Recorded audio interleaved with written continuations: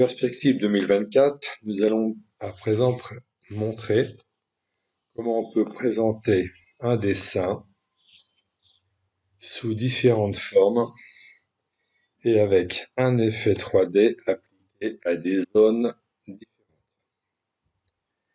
Pour cela, on va rappeler le dernier projet de cette façon où, ici, donc nous avions vu que nous avions réalisé la dernière fois une rotation de 120 degrés, soit 120 degrés sur la droite et 120 degrés sur la gauche. Maintenant, nous allons montrer que nous pouvons appliquer un effet 3D non pas sur toutes les zones du dessin, mais sur certaines zones en particulier. Pour ce faire, nous allons dans l'outil créé à cet effet. Nous rappelons qu'à chaque fois que nous avons réalisé un groupe est un groupe de zones de dessin que nous avons précédemment sélectionnées. On peut les parcourir de cette façon afin de savoir quel groupe que contient le groupe en cours. Nous pouvons ici le supprimer au bénéfice d'un nouveau. Nous rappelons ici que le bouton M permet, après avoir balayé les zones déjà créées, on peut rajouter une zone au groupe de façon à la finale à pouvoir gonfler toutes les zones sélectionnées du groupe, les unes après les autres. Voilà, nous avons donné un petit effet à 45 degrés. Sur 7, nous voyons ici que nous avons 7 zones définies. C'est cette zone-là, d'accord? Et nous avons obtenu une rotation de 45 degrés. Nous allons lui mettre 65 degrés de façon à la voir de façon plus nette. Donc ici, on voit que l'outil, le moteur, reprend toutes les zones qui ont été ajoutées dans le groupe en cours, soit 7 zones. Ici, nous lui avons appliqué 60 degrés de rotation par la droite. On aurait pu le faire par la gauche, de cette façon. Mais encore une fois, nous appliquons ici l'effet 3D sur toutes les zones du dessin. Maintenant, nous allons sélectionner 2 zones, ou plutôt 3, c'est-à-dire le visage, le col et le corps, sans toucher aux vêtements extérieurs ici. Pour ce faire, nous allons repartir de l'image de base, qui est celle-ci. Nous allons supprimer le groupe créé. Donc nous voyons ici que maintenant nous n'avons aucun tracé dans le groupe.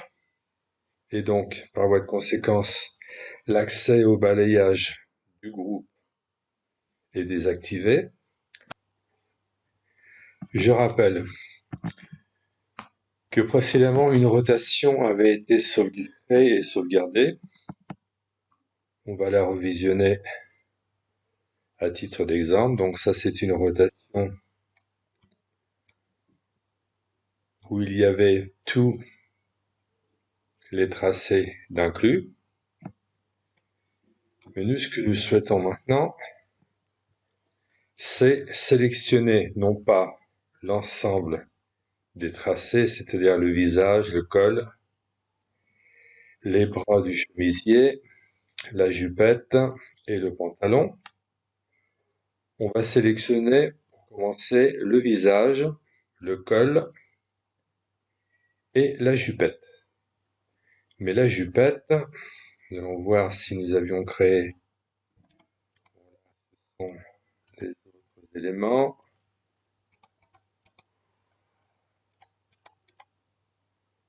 En fait, la jupette était confondue avec le pantalon. Bon, on va donc reprendre. Nous avions dit, il faut plutôt aller de ce sens-là.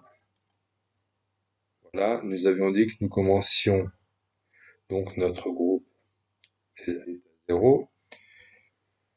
Nous avons donc sélectionné le visage et nous allons sélectionner ici le col. Voyons s'il n'y a pas un autre col. Ici, nous voyons que la partie est plus haute que, parce que, en fait, étant donné que le dessin n'est pas symétrique, dans un premier temps, il avait été choisi de le suivre. Mais, voilà, on va prendre celui-ci qui est un peu plus élevé. Donc, ça nous fait 2 tracés.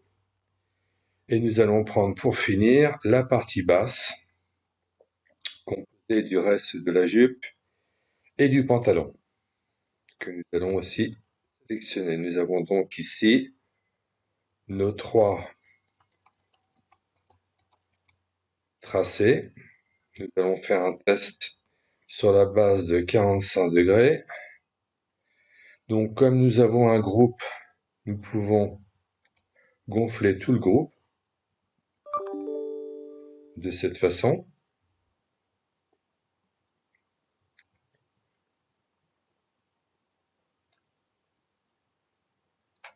Nous avons une orientation de 45 degrés.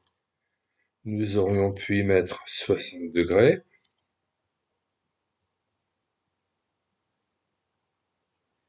Et nous voyons bien qu'il n'y a que la partie basse, le col et le visage qui ont subi une rotation. Ceci pour montrer que il n'est pas obligatoire de sélectionner toutes les zones d'un dessin pour donner un aspect autre que l'image plate comme celui-ci. Enfin, nous allons finir par un effet 3D sur l'ensemble des tracés.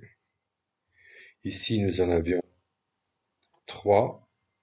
Il nous manque donc ces deux-là et ces deux-là. Donc nous allons parcourir la liste des tracés déjà créés, pardon. On va les additionner l'un après l'autre. Voilà. Voilà, nous avons donc nos 7.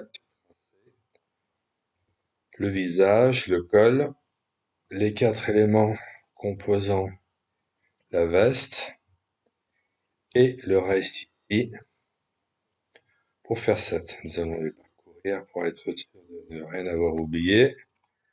Voilà, nous allons lancer un gonflement global. Nous voyons ici que toutes les zones du groupe sont sélectionnées et gonflées.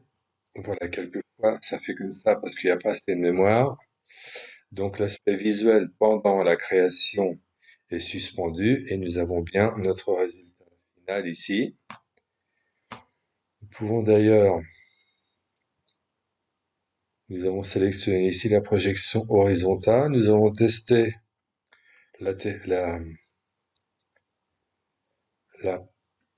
projection oblique afin de voir si le résultat est meilleur, parce que suivant le type de dessin, une projection droite aura un meilleur rendu que la projection oblique.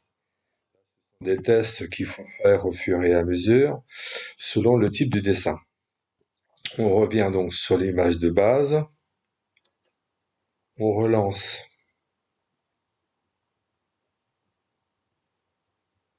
la création.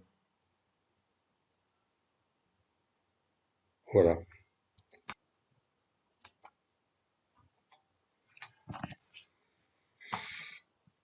Voilà ce que nous pouvons obtenir. Nous allons lui donner un zoom coefficient 2 pour bien détailler ce qu'on a obtenu.